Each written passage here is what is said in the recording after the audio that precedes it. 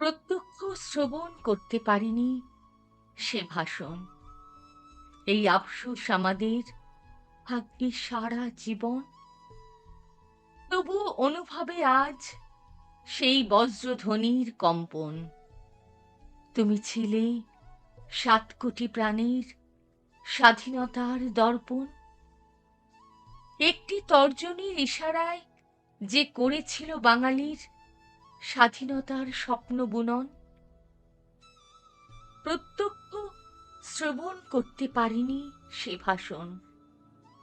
এই আফসোস আমাদের থাকবে সারা জীবন। তুমি তুলেছিলে ৭ কোটি মস্তিষ্কে আলোড়ন। তুমি ছিলে স্বাধীনতার স্পন্দন। তুমি সে ভাষণ। ৪৭ বছর পরেও এসে জাগাও প্রতিটি লোমকূপে শিহরণ।